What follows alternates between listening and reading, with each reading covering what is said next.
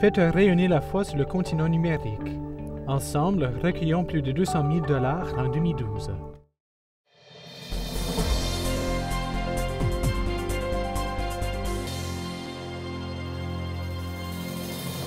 Bonjour, mesdames et messieurs, et bienvenue à cette édition spéciale de Perspective dédiée au Congrès eucharistique international de Dublin.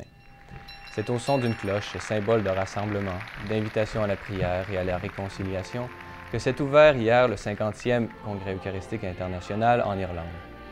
Cette cloche a parcouru toute l'Irlande durant un an et a été bénie par le pape en mars dernier à Rome.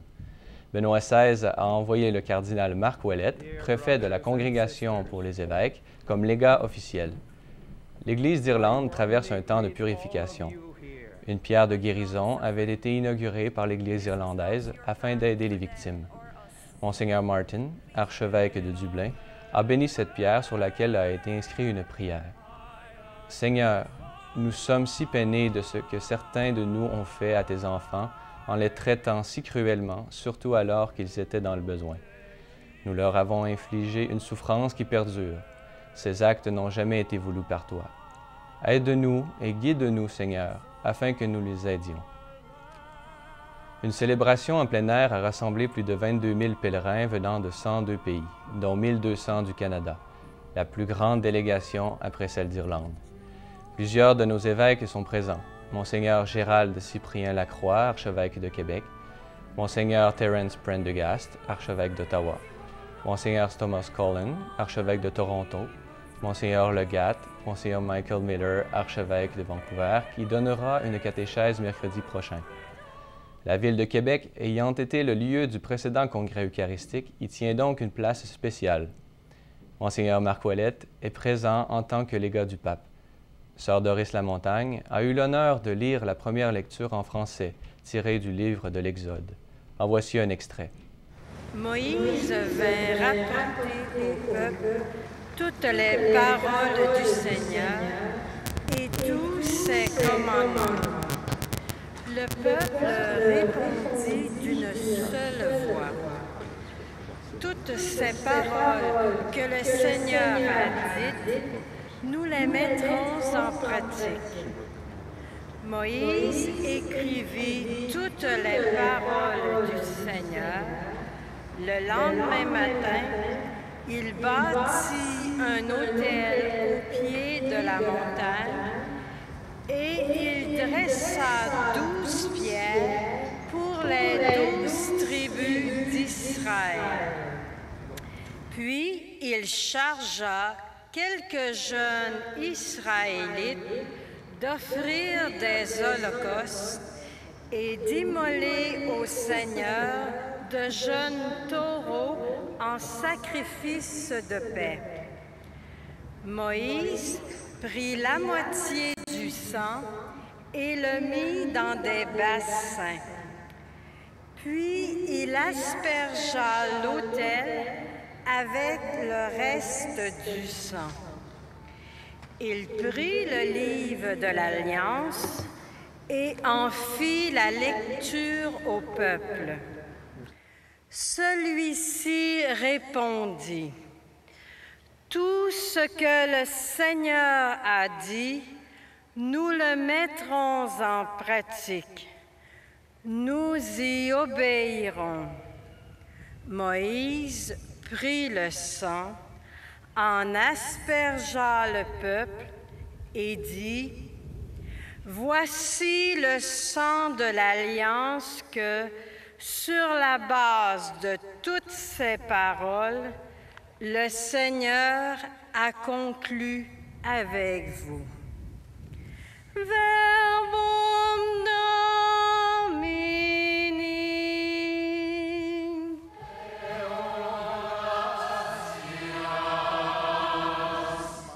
Dans son homélie, Monseigneur Ouellet a rappelé que l'Irlande a une longue tradition d'hospitalité, de fidélité à la foi catholique, et qu'en ces temps difficiles où l'Église d'Irlande souffre, il est important qu'elle se tourne vers le Seigneur pour qu'il la renouvelle et la fortifie. Il a également souhaité que ce congrès l'aide dans cette démarche de purification. Par la suite, Monseigneur Ouellet a expliqué la signification du sang dans l'Ancien et dans le Nouveau Testament. Jésus-Christ est le médiateur. Le sang du Christ qui s'offre en sacrifice a le pouvoir de purification et de rédemption. L'Eucharistie est essentielle à notre vie de foi. Cette solennité du corps et du sang du Christ invite l'Église à devenir ce qu'elle reçoit, et ainsi à être un seul corps. Le Seigneur ressuscité a disparu, mais par l'Eucharistie, il devient plus proche de nous. Monseigneur Ouellette a appelé à être plus conscient de ce cadeau de l'Eucharistie. Comme vous le savez, Télévision C'est les Lumières était présente. Le Père Rosica a eu la chance de s'entretenir avec Monseigneur Lacroix, archevêque de Québec, et avec Sœur Doris Lamontagne, secrétaire générale adjointe du Congrès eucharistique international de Québec en 2008.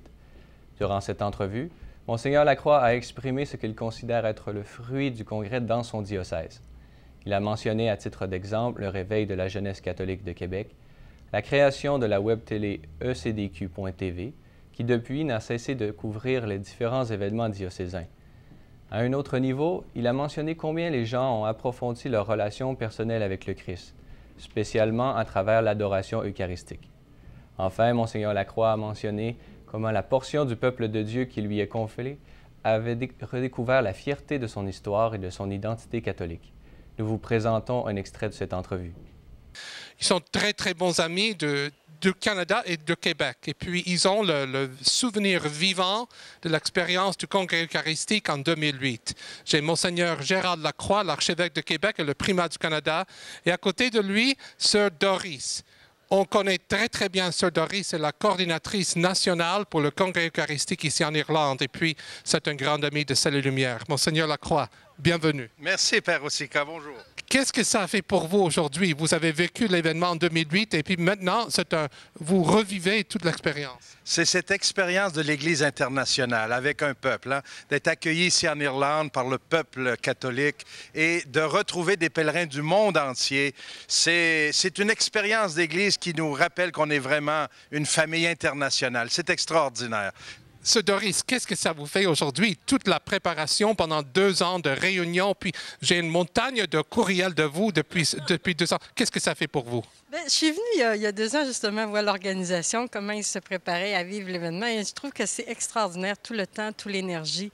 Parce que dans les derniers mois, je pensais beaucoup à eux parce que je sais ce que ça demande là, dans les derniers mois, une telle organisation.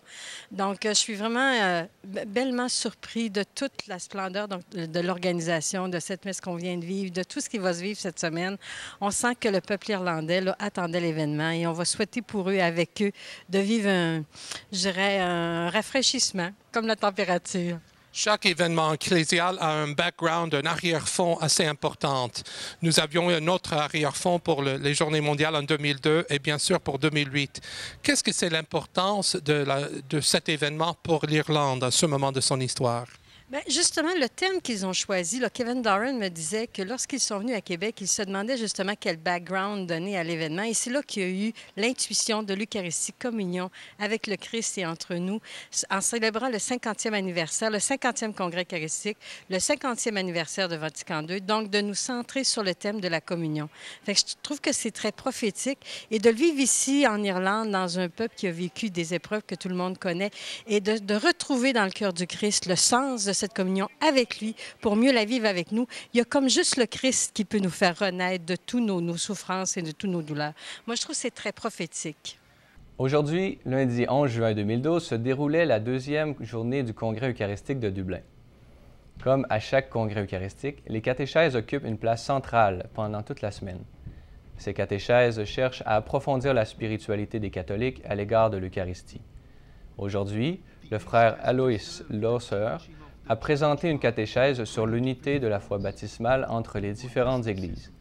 Dans son discours, le frère Losser a spécifié que la communion est un échange avec Dieu, lui qui a choisi de revêtir la fragilité de notre humanité, ce qui fait que la réconciliation est au cœur de l'Évangile. Le Christ appelle tous les chrétiens à être des ambassadeurs de réconciliation dans le monde.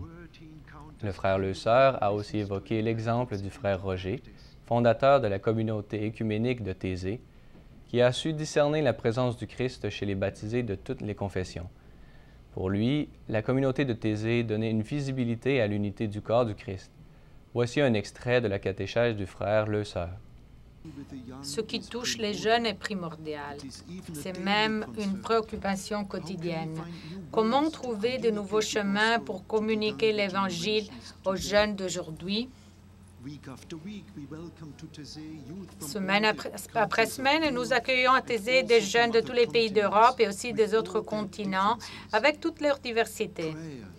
La prière, 3 fois par jour, nous met ensemble en présence du Christ et dans la prière commune. L'Esprit Saint déjà nous unit. L'enseignement biblique donné chaque jour aux jeunes permet d'aller à la source commune à tous. Et nous réfléchissons avec eux sur la manière de continuer cette recherche dans leur vie de tous les jours. Ces jeunes grandissent dans une société éclatée qui n'offre pas de repères solides. Ils sont confrontés à des choix de vie souvent difficiles. Dans le domaine éthique aussi, les divisions entre chrétiens n'aident pas les jeunes à trouver comment concrétiser l'Évangile dans leur existence personnelle. Concernant ce domaine délicat, plutôt que de définir des positions trop vite tranchées et qui s'éloignent les uns des autres, les chrétiens ne pourraient-ils pas prendre plus de temps pour dialoguer et favoriser un cheminement commun? Pour notre part, à Thésée, nous essayons d'aider les jeunes à pressentir l'unique Église du Seigneur dans sa visibilité, tout en respectant les traditions des différentes Églises, ce qui implique forcément une tension. Concernant l'Eucharistie, nous faisons en sorte que les jeunes aient la possibilité de communier dans leur propre tradition. La messe catholique est célébrée tous les jours. La liturgie orthodoxe a lieu quand il y a des participants orthodoxes venus avec des prêtres. Quand il y a des groupes anglicans, luthériens ou réformés, ils sont invités à célébrer une Eucharistie selon leur tradition. Nous constatons que de nombreux jeunes, après avoir séjourné à Thésée, s'engagent plus activement dans leur Église d'origine, tout en ayant acquis un sens plus aigu de l'Église universelle. Nous ne prétendons pas à Thésée d'avoir trouvé une solution. Nos manières de faire sont imparfaites. Nous savons que notre situation est provisoire dans l'attente de l'unité pleinement réalisée. La visibilité de l'unité que nous cherchons à vivre ne résout pas toutes les questions. Mais nous essayons d'entrer dans une dynamique de la réconciliation. Nous voudrions qu'elle entraîne des chrétiens séparés à mieux prendre conscience de leur baptême qui est commun, à apprendre à appartenir les uns aux autres, à purifier leurs traditions respectives, à faire la distinction entre la tradition et les traditions qui ne sont que des coutumes, à avancer dans un écuménisme qui ne se contente pas de maintenir les chrétiens sur des rails parallèles. Ainsi pourrait s'ouvrir une période transitoire vers la réconciliation. Tous les jours, une série de témoignages sont prévus pour nous faire découvrir la riche expérience d'hommes et de femmes qui ont mis la foi au centre de leur vie. Aujourd'hui, nous avons pu assister au témoignage de la présidente du mouvement des Focolari, Maria Voce. Dans son discours, elle a centré son attention sur la vocation baptismale des chrétiens de toute dénomination.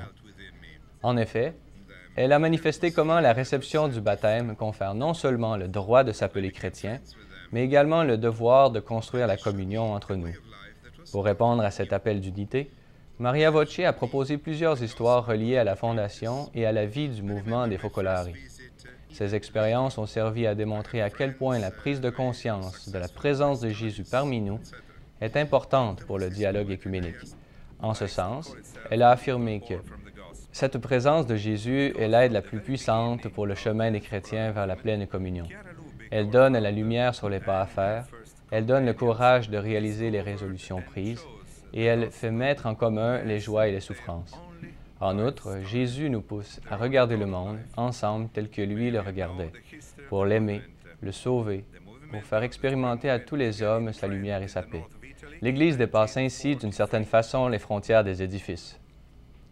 Les pèlerins canadiens de langue française ont eu la chance d'assister à une messe célébrée par le cardinal Marc Ouellette, légat pontifical pour le Congrès eucharistique de Dublin, et accompagné de Monseigneur Gérald Cyprien Lacroix, archevêque de Québec. Cette messe était particulièrement significative pour les pèlerins du diocèse de Québec qui avaient ainsi la chance de retrouver leur nouvel et ancien archevêque réunis. Le fait que cette cérémonie eut lieu durant le Congrès de Dublin, 4 ans après avoir reçu le même événement dans leur propre diocèse, a rendu cette célébration très spéciale. Cette messe a eu lieu dans l'église Siège de la Sagesse, qui se trouve sur le campus University College of Dublin. Monseigneur Terence Prendergast du diocèse d'Ottawa est également à Dublin pour participer au Congrès eucharistique international. Pour l'occasion, il a célébré une messe dans la forme extraordinaire du rite latin dans l'église Saint-Kevin, au centre-ville de Dublin. Dans son homélie, Monseigneur Prendergast a exprimé comment les différentes formes et les différents rites liturgiques de l'Église catholique sont complémentaires et constituent une richesse du peuple de Dieu. Il a également rappelé que ces différences stimulent l'appel des catholiques à vivre en communion avec Dieu et entre eux. Nous avons rencontré quelques pèlerins francophones qui ont pu vivre le Congrès eucharistique de Québec en 2008 et nous leur avons demandé quels étaient, selon eux, les fruits d'un tel événement dans leur vie et dans celle de leur diocèse. Écoutons un extrait. Ça m'a beaucoup rappelé le congrès, ça m'a touché. C'est ça, j'ai vu beaucoup les fruits par après le congrès, surtout l'adoration. J'ai vu des chapelles d'adoration qui se sont ouvertes en effet. J'ai vu CDQ aussi qui a commencé. J'ai pu moi-même participer avec CDQ à différentes activités. Donc, je crois que c'est vraiment important pour Québec. Cette nouvelle réalité-là. C'est vrai que ce que dit Monseigneur, dans le fond, c'est que ça aide beaucoup l'Église de Québec là, de se rassembler puis de voir l'Église qui est présente, qui est vivante. Là. Puis c'est un peu la même chose pour moi. J'ai aimé entendre les témoignages puis je pense que ça m'a aidé aussi à voir ce que je veux de l'Église, ce que l'Église m'apporte. Pour le congrès, on a 30 à procession, entre autres. Ça m'avait beaucoup touché à Québec, donc j'ai hâte de voir à Dublin comment ça va se passer. Puis c'est sûr qu'on a hâte de visiter Dublin, l'Irlande aussi. C'est un pays qu'on a toujours voulu voir. Moi, je suis un peu pour les deux, d'être là pour le congrès, les bienfaits, que les grâces que ça peut apporter, mais aussi, c'est ça, après, on espère visiter un peu puis voir un peu de l'Irlande. En terminant, nous vous mentionnons que le pape Benoît XVI a récité l'Angélus hier au Vatican. Il a centralisé son message sur la fête du corps et du sang du Christ. Voici un extrait en français. En ce dimanche, pèlerins francophones et membres de l'aumônerie mauricienne de Paris, de nombreux pays célèbrent la solennité des saints sacrements du corps et du sang du Christ. Je vous invite à rencontrer régulièrement et à adorer le Christ Eucharistie. Pour cela, notre monde a besoin de prêtres, ministres de l'Eucharistie. Prions pour que dans les familles et ailleurs puissent épanouir à l'appel du Seigneur des vocations sacerdotales. Que la Vierge Marie, mère des prêtres, soutienne tous les ministres ordonnés et plus particulièrement ceux qui sont ordonnés au cours de cette année. Bon dimanche à tous! Ne manquez pas la diffusion des catéchèses et témoignages provenant du Congrès eucharistique tous les jours à 13h. Merci d'avoir été des nôtres. Revenez-nous demain pour une autre édition spéciale de Perspective.